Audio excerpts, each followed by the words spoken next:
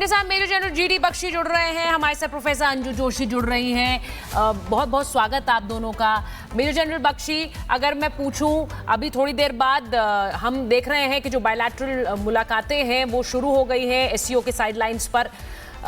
सबसे ज्यादा उम्मीद आपको शी जिनपिंग के साथ प्रधानमंत्री की बैठक के साथ है या फिर रूस के राष्ट्रपति के साथ, या मैं कहूं कि इस ट्रायड के साथ आप एक उम्मीद देख रहे हैं भारत के लिए मूविंग फॉरवर्ड?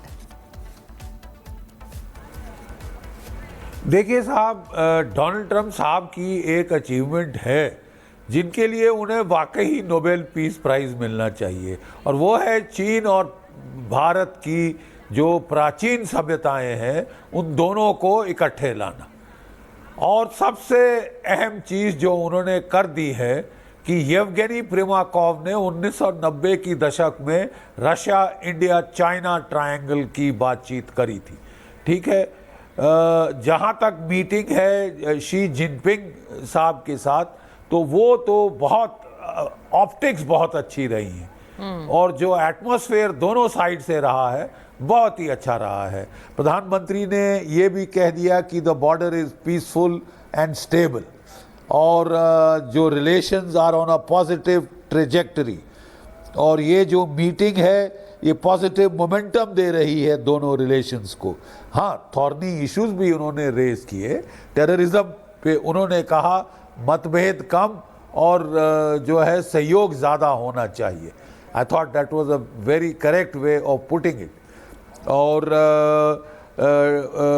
उन्होंने बॉर्डर के ऊपर भी कहा कि ये ट्रिकी थॉर्नी प्रॉब्लम है, लेकिन इसको हेड ऑन टैकल करना चाहिए, और टैकल किया गया है।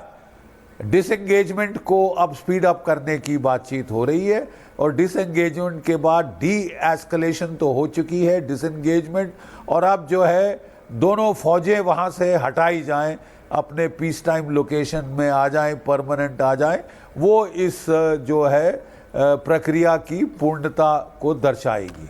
आई am very hopeful of the meeting with Vladimir Putin. बहुत बहुत सही समय पर है।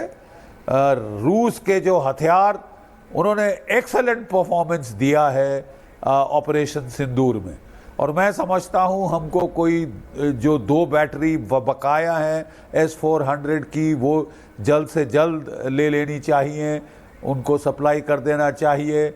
S-500 की भी बात हुई है, Su-57 5th जनरेशन फाइटर्स की बात हो रही है।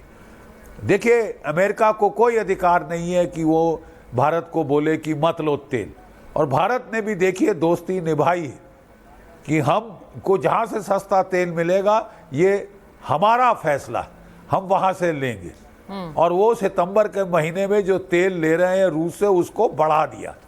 यानी India is the one country in the world, Bharat पूरे विश्व में, जिसने रीढ़ की हड्डी दिखाई, स्पाइन दिखाया है। हाँ। बकल अप नहीं हुआ अंडर प्रेशर, क्रैक नहीं हुआ अंडर प्रेशर, यूरोप जैसे जाके पांव नहीं पकड़े, ठीक है साहब, और घुटने नहीं टेक दिए बाकी देशों जैसे, और उनको एक मिसाल दी है how to deal with a bully. ठीक है, और भारत के देखा देखी खुशी की बात यह है कि जापान ने अपना टॉप ट्रेड नेगोशिएटर वापस बुला लिया है, और वो बहुत नाराज हैं कि वो गलत दर्शाया गया है स्टेटमेंट में कि 41-42% टैरिफ लगेगा जापान के ऊपर भी, तो वो काफी इससे दुखी है। इंटरेस्टिंग बात है जिस पर मैं बात करना चाह रही हूँ, क्योंकि अभी जो एमईए का स्टेटमेंट आया है, एक्सटर्नल अफेयर्स मिनिस्ट्री ने कहा कि भारतीय प्रधानमंत्री ने, प्रोफेसर जोशी अगर आप मुझे सुन पा रही हैं, उन्होंने कहा कि भारतीय प्रधानमंत्री ने ये मुद्दा शी जिनपिंग के साथ उठाया, आतंकवाद का मुद्दा। अब भारत लगातार is moving forward with China, with Russia, दोनों देशों के साथ, लेकिन इसी के साथ साथ जो प्राथमिकताएं हमारी हैं वो हमेशा हमारे लिए जरूरी रहेंगी। ये एक तरह से उसका रीआइटरेशन है, उसे पुनः कहना है और चीन में जाकर कहना है, क्योंकि हम जानते हैं एससीओ का हिस्सा पाकिस्तान भी है। निश्चित तौर पर यही वो एक ट्रिकी पॉइंट है जिसमें हमें भारत की एक बहुत सुदृढ़ स्टैंडिंग अभी दिखाई पड़ती है। तो एससीओ की पिछली जो डिफेंस मिनिस्ट्रियल मीट थी, जिसमें हमारे डिफेंस मिनिस्टर श्री राजनाथ सिंह गए थे, उन्होंने जो फाइनल डिक्लेरेशन आया उस पर हस्ताक्षर नहीं किए, क्योंकि उसमें हमारे ऊपर हुए दुर्दांत पहलगाम आतंकवादी अटैक का तो कहीं जिक्र था ही नहीं, उल्टा वहां बलूचिस्तान की बात की गई थी। और जिस तरह से पाकिस्तान के प्रति एक सिंपैथेटिक रवैया दिखाया जा रहा था, तो उसको देखते हुए हमने सीधे सीधे स्टैंड लिया।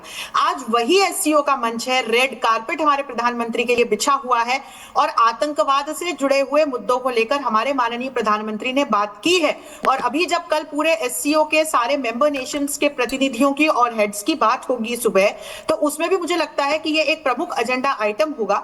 इसलिए सुचरिता, क्योंकि जब हम ओवरऑल एससीओ के एजेंडा आइटम्स को देखते हैं, लक्ष्यों को देखते हैं, तो उसमें आतंकवाद निरोधी उपायों को अपनाना, आगे बढ़ाना, मैकेनिज्म को विकसित करना और आतंकवादी हमले, उग्रवादी हमले ना हो, इस तरह के प्रयासों को मजबूत करना एससीओ का one of the important prioritised agenda है। अब इसमें यही ट्रिकी सिचुएशन है कि पाकिस्तान जो एक स्टेट स्पॉन्सर्ड टेररिज्म को बड़े ही प्लानिंग के साथ में फैलाता है, उसका एक हिस्सा है। लेकिन अब यहां स्थितियां चेंज होंगी, वो इसलिए क्योंकि अमेरिका के हवाले से पाकिस्तान को लेकर के अभी चीन का भी रुख बदलता हुआ हमें दिखाई पड़ेगा। और हम इस बिंदु पर चर्चा कर रहे थे, मैं सुबह आपके साथ जुड़ी थी, तब चर्चा हो रही थी कि भारत को तो जरूरत है, चीन को क्यों जरूरत है। हाँ। चीन के सामने दो बहुत महत्वपूर्ण कूटनीतिक मुद्दे हैं। एक तो पाकिस्तान में जिस तरह से अमेरिका एंटर करके बैठ रहा है और अपना दबदबा बढ़ा रहा है, तो अभी पाकिस्तान का सबसे बड़ा निवेशक देश जो है वो चीन है। बीआरआई और सीपेक के माध्यम से पाकिस्तान का जो टोटल एफडीआई है उसका 49% से भी ज्यादा चीन का लगाया हुआ है।